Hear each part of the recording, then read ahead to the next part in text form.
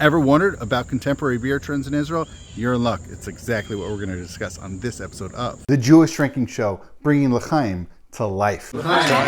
Welcome to another episode of The Jewish Drinking Show. I'm your host, Rabbi Kaplan. I'm very excited to welcome first guest of the show, Doug Greener. Doug, welcome. Thank you very much, Rabbi Kaplan. Absolutely. It's good to be here in Shuk Maḥaneh Yehudah. That's right. In Yerushalayim, in the heart of the Shuk. I was going to say the heart of it all. This really is the heart of it all. You can't really tell, but we are in perhaps the quietest place in the entire show. It's a Thursday afternoon. A lot of people are doing their pre-Shabbat shopping, and we are even wished Shabbat Shalom on our purchasing of these beers, which we have in front of us, which we're talking about Israeli beers. We're here in Jerusalem. You've been in Israel for a while. Having chanced upon your beer blog on Israeli craft beer, you are the Jerusalem Post columnist about beer and the Israeli beer scene, as well as having been in Israel since the early 70s, right? Exactly. So nearly 50 years? Over 50. Over 50, more than a half century. And how did you start? I don't know how to talk about the beer writing, whether it's that you have an Israeli beer blog, you also are a columnist for the Jerusalem Post. How'd you get all that going? I always liked beer. I always was a beer lover, a beer drinker.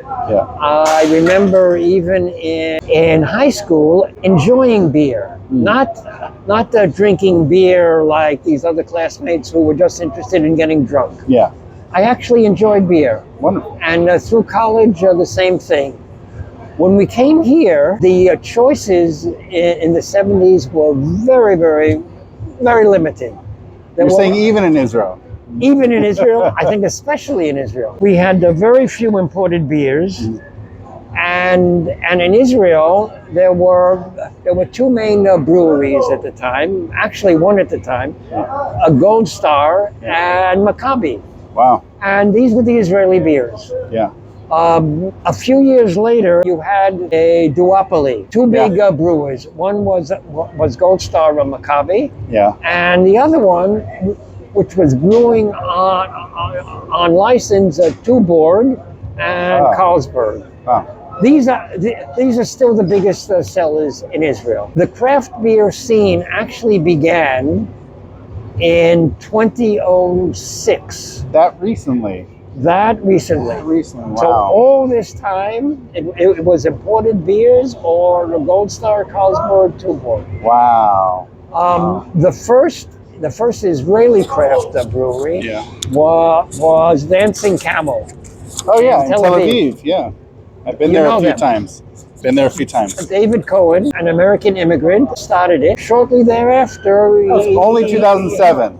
Yes. He opened in 2006. 2007, 8, and 9, you had all these other ones coming in. You had Alexander, Shapiro. You had a few others opening. Speaking of which, what's this first one we're drinking? Okay, this is a Shikma. I thought that you would never ask. The Israel Museum?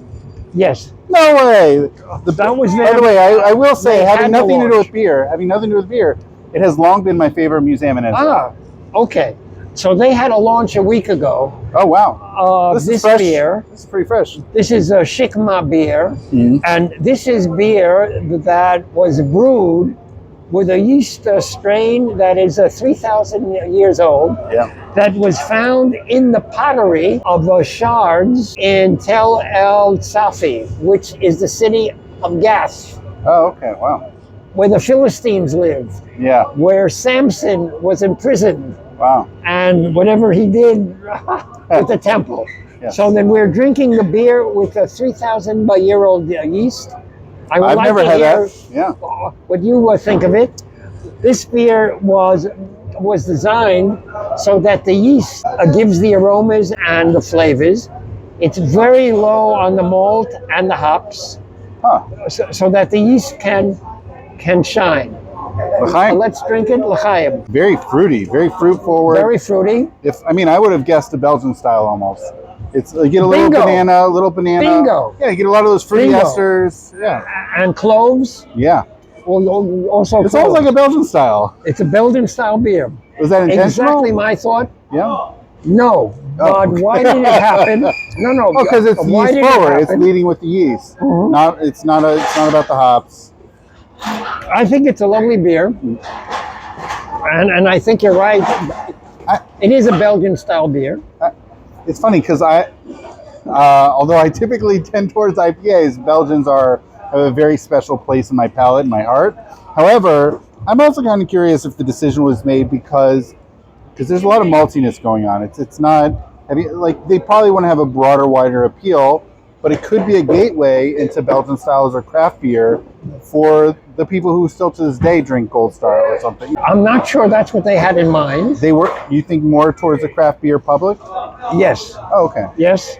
And I think, and I think also, I don't want to call it a gimmick, but I think, if it is successful, I like it. I'd buy a lot of these. I like it too. What actually we're having here, and I guess you can put this under the umbrella of Israeli craft beer, since it was in Gaza. Yeah. 3,000 years ago. Yeah. But what it is that strain of yeast that was in the pores of the clay pottery vessels, which held the beer, was a direct antecedent or an ancestor of the yeast that is used now in the Belgian beers. The other beers that we're used to, the lagers, the Western beers, the German beers, those yeasts were domesticated. Okay. And a lot of these flavors were bred out of that. Okay. Because some of this reminds me of some of those beers you can get out of the Weinstefanos. Some of the more fruity esters out of the yeast. That's what I'm trying to think about which Weinstefanos. The German wheat beers. Yeah. But I would guess more the Belgians because of the fruitiness. More like a Dubel style. Yes. Not necessarily a Tripel or a Golden, but more of a double. Yeah. Sure. It's a touch of maybe a touch of dates, but it's more of the fruity esters. And I think it's a lovely beer. I spoke to the person who was involved in the brewing process. Yeah. Once. Who was that? His name is Itai Gutman. Yeah. And he lives in Berlin. Oh, wow. He's an Israeli. He was one of the founders of Herzl beer. Oh, and it was brewed here in Jerusalem. Yeah. Oh, our third beer of the evening of the recording will be a Herzl. Yeah. Yeah, we have a Herzl beer here. He took over with the yeast once the archaeologists and the microbiologists have dealt with it. He actually turned it into a yeast that can be brewed with, or that can be baked with. You can bake bread with the same yeast. Nice. Wow. And they're selling it. It'll be available, I understand, in December. Wow. They're calling it heritage yeast. Nice. And they're already marketing it. Wow. So they're making it a commercial venture, which I think is great. Yeah. But as of the recording of this, which is June 1, so this is just only at a week now. So it's a fortuitous timing that I happen to be in Israel now. Yes. I did not plan, although I'm sure if I had good planning, I could have planned to be here for this beer's release. This was unveiled a week ago at the Israel Museum. Wow. With an exhibit by the same name. On Mishteh, on drinking parties. Hamishteh. I got to go. I still have a few days left. You must go. You must go. Yeah. It's an exhibit of how they had, at the time, their feasts. Can I see the pottery? By the way, this is a major axe to grind, is how people translate this word up here on this beer bottle, which is Hamishteh. When people tell me feast, the word that does not come to my mind when I hear Mishteh, it's about drinking. Feasting sounds like food. Mishteh is a drinking party. So I would agree with you. Thank you. But the museum translated it as the feast. I think, all right. Maybe it's an axe to grind against the English language. From the Hebrew word shoteh. Mishtot. Yeah, it's a drinking. I would say mishteh also. It's a drinking party. I would agree with you. Yeah. They're calling it a feast. All right. When you're talking about those times in the land of Israel, or in Egypt, or in Mesopotamia, a feast was also drinking. Yeah. Now, what? So maybe the drinking was the featured part. That's why they named it after. Every culture, every society needs their drinking parties. So yeah.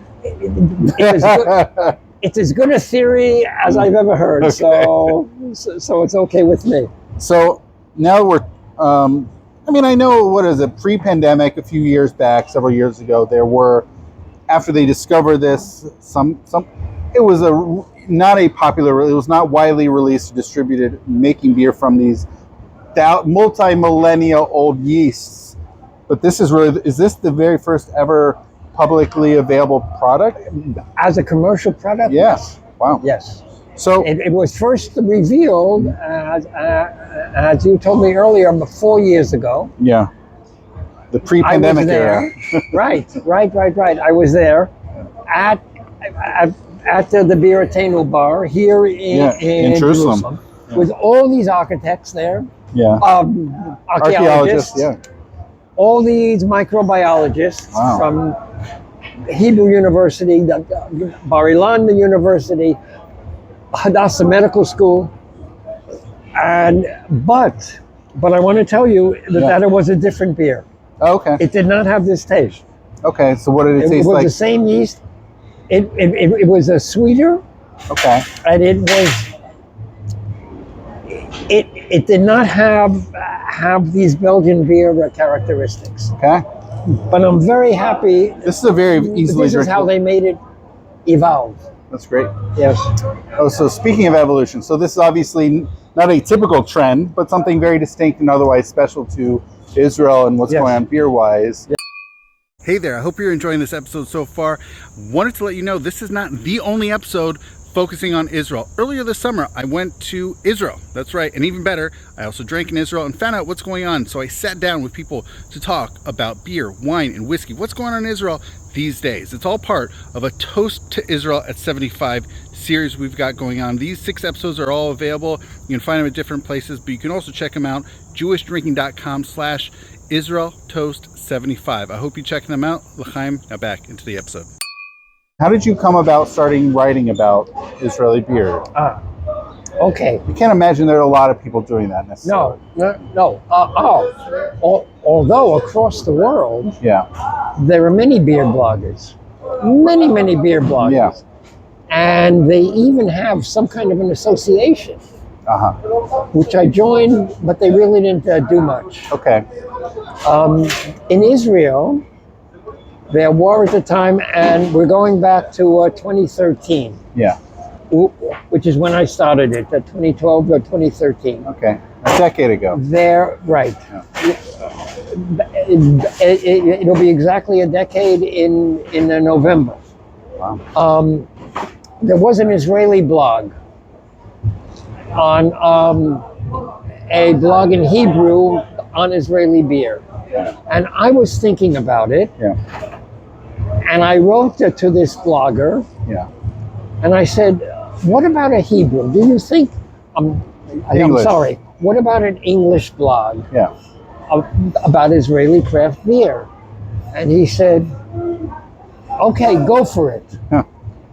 And that actually got me off of my seat. Yeah. That he told me, absolutely go. Yeah. And so I started it. I had help from other bloggers on the technical side of it, how it's done, what you join up with, etc. As other people told me, you have to use Facebook, you have to use other media to tell the people about the blog, and so this is what I have been doing. The beer we're drinking now is a new beer from Negev, just launched in March. Yeah. The end of March. Negev is no longer brewed in the Negev. No? No. That's a shame. Herzl is no longer brewed in Jerusalem. Wow. They're actually together. Oh yeah. In a big brewery up north in what's called the Tefin industrial area. Okay. Really the far north of Israel. They brew in the same location. This is a new beer from Negev. Yeah. Which is made with mango. Yeah. Also chili peppers. With chili peppers. And so what you get, you'll see, it's first of all a fruity taste, It smells very fruity. right? And certainly the mango. Yeah. No chili on the nose. When you taste it, in the nose there isn't any chili, but when it hits your throat, All right, it's a summer. let's see what you taste. It's a summer. Wow. That's incredibly delicious. It's very sweet, very easy to drink. Yeah, the Are you pepper getting it down here now? only in the finish. Only in the finish. It's not even anywhere on the palate. Not at all. But it's a light spice. Just when it hits you. It's a light spice, especially for the summer, with the bright, sweet, citrusy notes on the palate, even in the finish, but a delicate chili pepperiness in the finish. I think it's a fun beer to drink. Yeah, great for the summer. It's fun because you get those two things. It makes your mouth happy. Absolutely. So across this decade of writing, what trends have you seen? Obviously, you mentioned 2007 with Dancing Camel going, and now others, Alexander Herzl Negev and more. How would you describe trends, whether styles, breweries, but also retail availability as well? Okay. That's a lot of questions, I'm sorry. Yeah, no. A lot to learn. Okay, let's begin at the top, the availability. There's a lot of interplay, I understand, with the marketing of beers. In America, there's a three-tier system, right? You have the brewers, the wholesalers, and the retailers. Distributors and the retailers. Right. Here, more of a two-tier, although we're getting into a three-tier system also. There's a fight for shelf space. There's a fight for tap space, everything. Yeah, exactly. Getting in front of the consumers.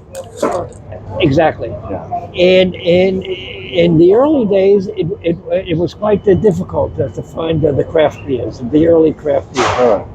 They could be found only in these specialty stores, of which there were very few. And the Beer Bazaar opened here. Beeratenu opened here in Tel Aviv.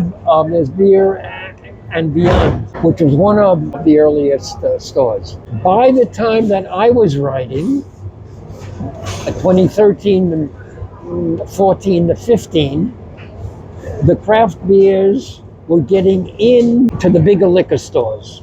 Oh, good. How I don't know. I'm not sure what it's all business. Doing. As long as they saw the business advantageousness, right? It's an opportunity for sales. The retailers wanted to offer this beer in addition to the big breweries. In those days also, every brewer, every craft brewer, not the big brewers, but every craft brewer was making stout, was making a wheat beer, was making a pale ale, and some were beginning to make an India Pale Ale and IPA. And that was it across the board. A little bit later, 5 years ago or so, they began to become much more experiential. Is that the word? Yeah. And they were experimental. And all beer is experiential. All beer is experiential, but they were doing all beers are experiential. And so they were bringing in all kinds of other flavors also, using fruit, using spices, using vegetables. The choice you have in the beer store now, we were just in a regular liquor store now, nothing special about it. And we saw they had a nice choice of Israeli craft beers. Wow. So I think we're at that stage. Yeah. You've seen this nice trajectory over the last decade where it was obscure specialty beer stores, then bigger stores, now even just a regular Super Sol, Rami Levy, commonplace supermarkets, you can get craft beer. Even there, right. Everybody wins. The retailers win, the producers win, the consumers win, a greater and more easily availability. Yeah. Yeah, right. And that's all just within the last decade. Probably not even. Wow. Probably not. More half decade. Less than a decade. That more, really? Yeah. So, wow. Yes. That's incredible. Yes. Okay, so you mentioned the experimentality. And you also just mentioned about a limited set of styles, right? You have your pale, your stouts, maybe some IPAs. Now there's starting to be a greater sense, whether with adjuncts thrown in or random other fun things. What have you seen along these way? And I know obviously we're drinking mango and chili beer. So mango and chili. So you got some fun, some fun things being tossed in. Definitely. And I've come across, I know we're soon going to do a Herzl beer. I remember on a previous visit to Israel, I'll have to look for it on this trip, Herzl did like a Cuban, they threw in Cuban tobacco leaves or something wild that you never have in America. Right. So what fun things have you seen thrown into beers in Israel? Okay. There are a few brewers who are looking at local ingredients, right? In their opinion, having an Israeli beer means that it has to be Israeli. There's something unique or special to the place. Okay. Right. So the Dancing Camel, which was David Cohen, 2006. Yeah. Alava Shalom. He passed away? No. He's okay. Oh. He's in America now, but the brewery closed. Wait, which? Dancing Camel. It closed? Yeah. When did it close? More than a year ago. Okay, it saves me a trip to Tel Aviv. The last time I was in Israel, it was open. I visited on multiple occasions. But there will be another brewery there, maybe in a few months, but it closed It closed in 2022, or 2021 even. Yeah. Wow. Yeah.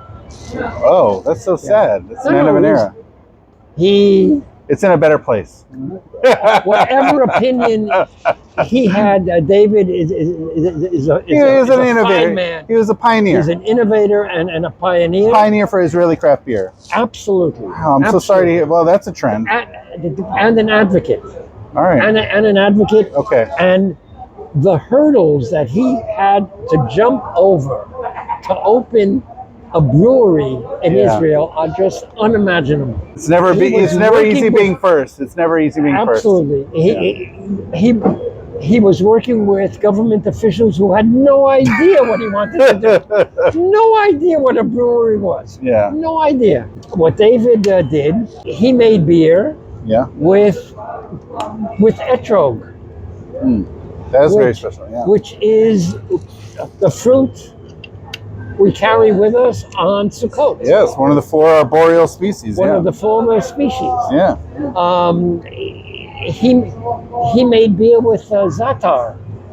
When we started talking about unique and special to the place, I was thinking, did someone throw in za'atar? But it was Dancing Camel did the za'atar beer? Yes. There's another beer now that is using za'atar. Oh yeah, which brewery? But he was the first. Nomads. Really? Okay. Yeah. I'll have to look for that. I don't know that I've had a za'atar beer before. All right, I'll be on the lookout. They did like a Rav Papa beer because Rav Papa was known as the biggest beer brewer of the Bavli, and the Talmud Bavli. That was with dates. It was a Rav Papa beer. That was with dates. Yeah. Yes, so the Nomads are making beer with Israeli ingredients. Za'atar, Israeli peppers. What else did they do? Sumac. Really? Is this? Yeah. It's like a tree. It's very like an oak or something. Well, it has leaves and it does have fruit. I look upon this as all really blessed activity that people are doing this. And a lot of this looking for Israeli. How to make a beer Israeli. Now, a lot of this has really been the last 5-10 years. Yes, with the 3,000-year-old yeast using Israeli malt, malted barley. Grown, because most beers and distilleries here use imported grains. Wow. They all do. I think in this instance, the grains are domestically grown. The barley is grown here. The malting is done abroad, probably Germany, and then they're sent back. Wow! But it's Israeli barley. So I mean, after all, it's one of the 7 species of the land of Israel, according to the book of Deuteronomy. So it's absolutely, wonderful. it's still there Wow. too. Sure. That's incredible. Hey there, I wanted to break in. I hope you're enjoying the episode so far. Actually, I hope you're enjoying all of the episodes, or at the very least, most of them. And if you haven't, and if this is your first episode, go check more of them out. But if you have been enjoying them, and if you enjoy the other resources that are shared at jewishdrinking.com, I hope you think about the opportunity of supporting the work that we do here and continue to do. Please feel free to visit jewishdrinking.com/donate, and you can help support the work and continue our mission and our vision of bringing l'chaims to life. Thank you so much, and now back into the show. The Dolce de Asal. This is one of their earliest beers. Oh, really? Okay. Here we're going back Yeah. to when I started the blog. Really? Okay. Because they also make that Cuban export beer or import beer or whatever. Yes, it's called Embargo. Embargo. There we go. Okay. And it isn't made anymore. No? What they're making, no. I was going to hunt for it on this trip. No, stop You're your dashing hunting. all my dreams here. Stop your hunting. You saved me time. They still make a porter. They make a porter beer, Yeah. but instead of tobacco leaves, Yeah. they add a coconut, Okay. and they call it Bounty. Wait, why did they get rid of the embargo? That was so... I don't know. It was very nifty. I don't know. I enjoyed it very much. Okay, You're dashing my dreams. we're here. opening up a hot beer. I don't know if I should have had We're this conversation. opening up a hot beer. I'm learning that Dancy Campbell's closed, embargo no longer exists. Oh, yeah. Sorry, very dynamic. That's why we have conversations, to learn. Smells a little... This beer they make with honey. Dolce de Asal. Uh-huh. It's a strong ale. They call it a strong ale made with honey. The honey. It tastes, or it smells like... Is there anything less? Is there anything left of the honey? Or does the honey just add the sugars for the yeast to eat? I expect it's just for the boosting the fermentable sugars. All right, l'chaim. Yes, it is a strong ale. Actually, you know what it makes me think of? It's a touch skunky. 8%. It's a touch skunky. It actually makes me think of like a Heineken. It's a little skunky like a Heineken. But it's obviously a strong ale. I don't get any honey. Like I mentioned, I think the honey is just there to boost the fermentable sugars. I don't either, but I certainly feel the alcohol. I certainly feel the alcohol here. It is a fun beer to drink. I mean, all 3 of these beers have been... Look, it's been there standard for over 10 years. So, you know. I can see why. I would like to drink a lot of this, or as much as one can at 8% They're ABV. doing it, and I mean, with pizza, this would kill with pizza or sushi or anything. Sure. No. Okay, so this is a mainstay of theirs, you're saying? Yes, with their 6% Yeah. and IPA Vizet. Okay. Those are their 3 mainstays. Yeah. Their latest was the Shanti Bounty. Okay. And what Israelis call the Bounty, Yeah. Americans call Mounds Bar. Oh. Remember Mounds Bar? Oh, so it'd be coconut. Yeah. Coconut and chocolate. Yeah. And that's exactly what it is. Really? Oh, it's a coconut and chocolate porter. Yes. Okay. Yes. Not a coconut porter, it's not a chocolate porter, it's both. If you want to go for the trifecta, you can even do coffee porter, I'm sure. I like it. I am not a big fan of the sweet beers. Yeah. It's very sweet. Yeah. But I love coconut Oh, cool. as a flavor. So I'm halfway there. Okay. If you love coconut and sweet beers, I've got a beer for you. Okay. I'm curious about, you've mentioned having different things thrown in. What about styles? You mentioned earlier there was an extremely limited set of styles. Now, do you see a wide variety of styles? Or how big are IPAs, sours? Do you see any barrel-aged beers on the market much? Absolutely. Yeah. Absolutely.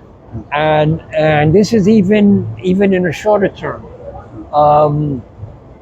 Within the last 3 years, yeah, there have been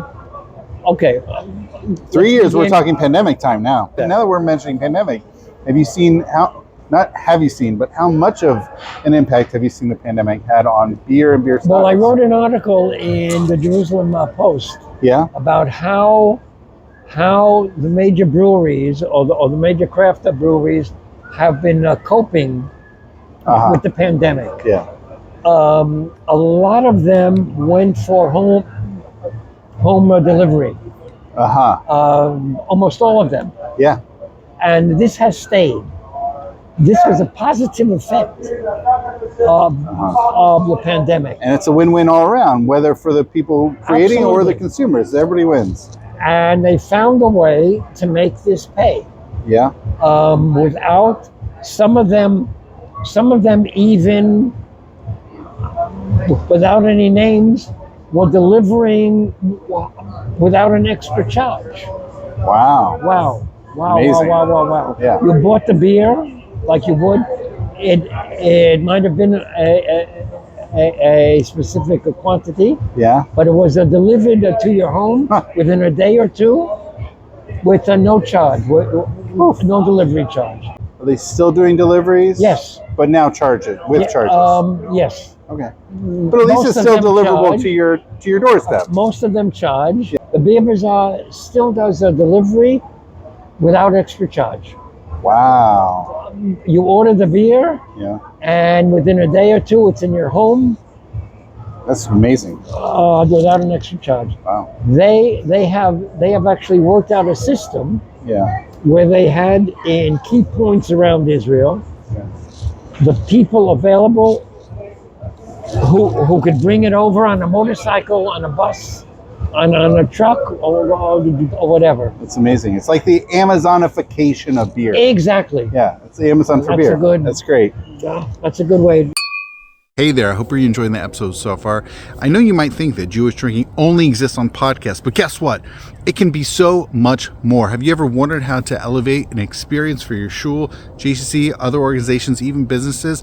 I'm more than happy to chat to see how we can bring that to you. You can feel free to reach out to me at drew@jewishdrinking.com. We can see how I can help you bring L'chaims to life. Barrel aged. Yes, barrel aged beers. Barrel aged began also maybe 3 years ago. That recently? Yes, very recently. Okay.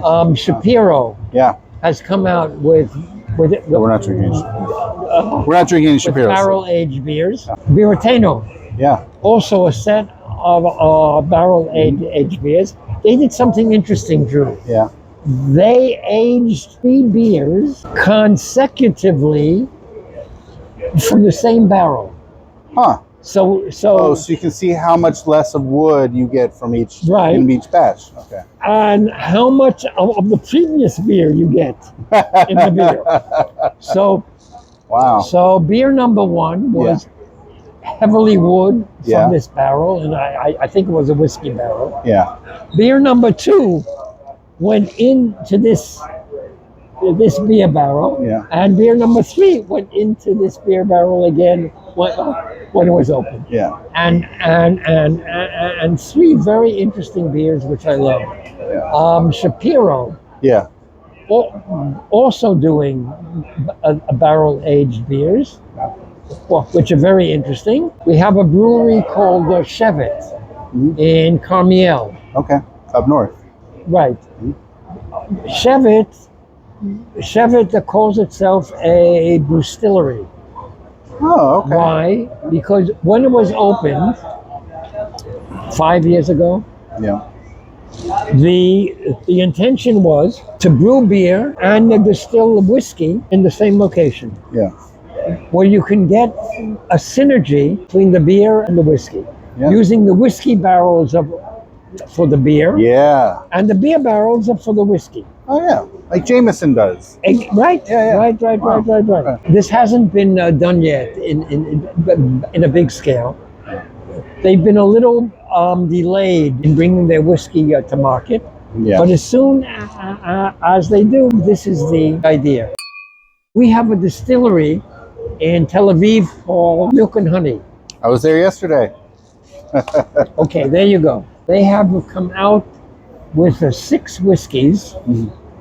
All of them are overproof which means over 50% alcohol, which are whiskeys which were brewed in beer barrels, which were aged in beer barrels. Really? Oh wow. So I didn't see any of those. it's something you should look at. Okay. They're pricey. Yeah. The bottles are pricey, but they're exquisite whiskeys.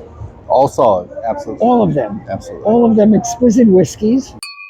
As we're wrapping up, actually, one thing I know you mentioned, bringing beer to people. What about bringing people to beers? What have you seen, as I read your hat about a Jerusalem Beer Fest, what have you seen Beer Fest-wise? Imagine that Beer Fest must be a more novel concept, right? Right. The festivals have been going on at least since I began my blog, which Okay, was so it's already been a 2013. decade they've been going. Okay.